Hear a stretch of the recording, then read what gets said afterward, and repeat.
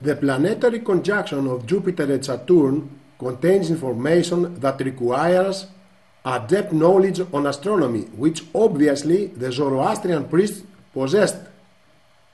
The retrograde motion of the outer planets is observed at the point when the Earth, moving at a higher angular speed, overtakes the outer planets, and their motion creates a loop the shape of an S or Z in the sky. This type of retrograde motion of the planets Jupiter and Saturn is visible to the naked eye and is known since antiquity. The two giant planets conjunct approximately every 20 years, and it would be highly improbable to observe a simultaneous complete retrograde motion during the same period, particularly without running the risk of being interrupted when the planets enter the daylight.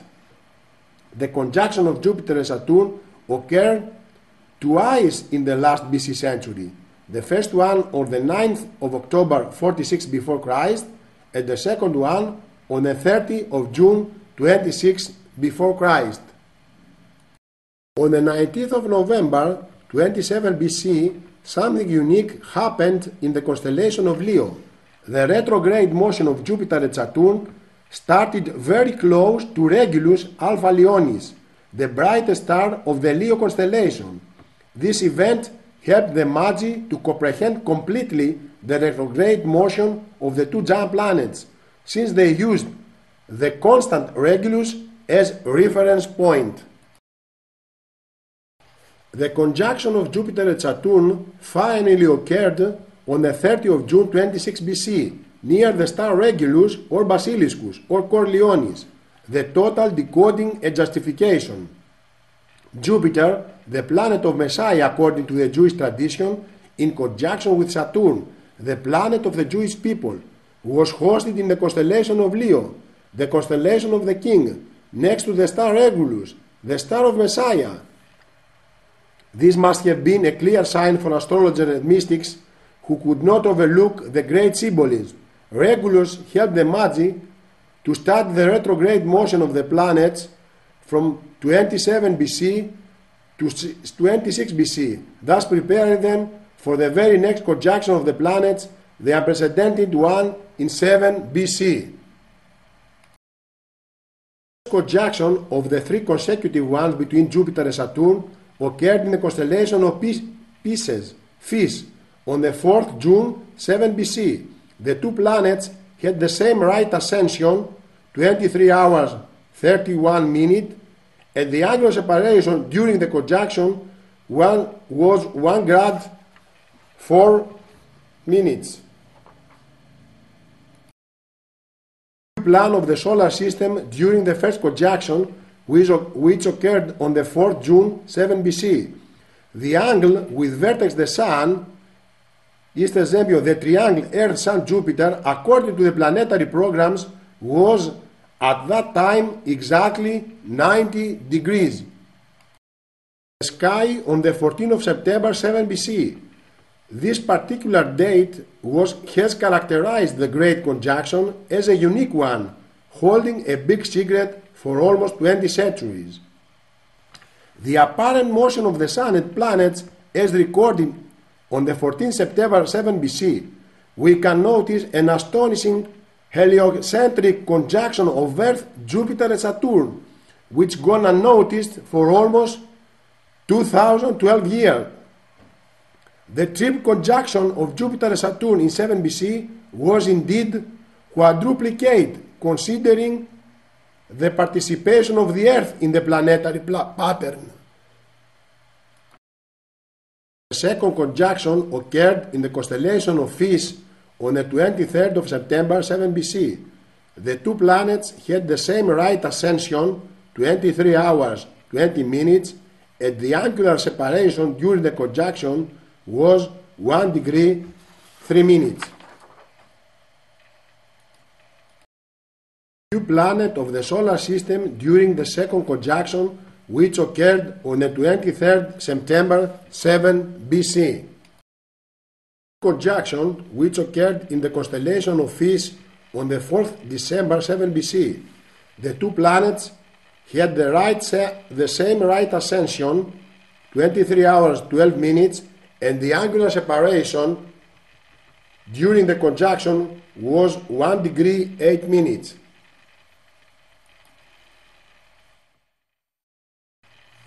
View plan of the solar system during the third conjunction, which occurred on the 4th December 7 BC. To the account passed down by Matthew in his Gospel, chapter 2, the Magi arrived to Jerusalem from the east, saying, "Where is he that is born King of the Jews? For we have seen him star in the east and are come to worship him." All the scholars are wondering how the star was appeared in the east, but in the same time Bethlehem is situated at a western direction. How did the Magi follow a star showing exactly an opposite direction? This is a misinterpretation of the Matthew Gospel. In the Greek language, east has two meanings. The scholars have followed the first one, the star that appeared in the east. They have totally ignored the second option, since they didn't know the interpretation of the word east. East also in the Greek language means dawn. Indeed, the two planets appeared in the morning sky on the 23rd of March 7 BC, just before the dawn, just before the upcoming rising of the sun. This is the correct meaning, a star that appeared just before the dawn, and not a star that appeared in the east. The above illustrates the phenomenon referred by the Gospels as the motionless star over the manger in Bethlehem. This is the scientific explanation.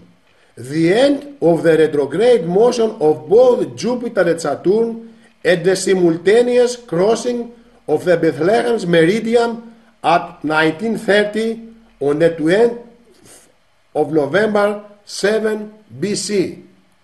20 centuries of questions can now easily be answered. Did the star guide the Magi? Yes, it did. It pointed to their destination, which was known to them ahead of time, the city of Bethlehem in Judea. On the 14th of September 7 BC, at the time Jupiter was setting at 5:28 in the morning, its astronomical azimuth was 262 degrees based on the data provided by the relevant astronomical program. The azimuth of Save, the origin city of the Magi, on the global maps is constant, and it is also 262 degrees. A random resident of Save should see on the 14th of September 7 BC, just before the dawn, only the planet Jupiter at its greatest brightness with apparent magnitude M-293 ready to set. Saturn with apparent magnitude M equal to 0 should have been disappeared from sight earlier by daylight. The azimuth of Jupiter, according to the astronomical planetary programs, was at that particular time 262, an incredible coincidence indeed.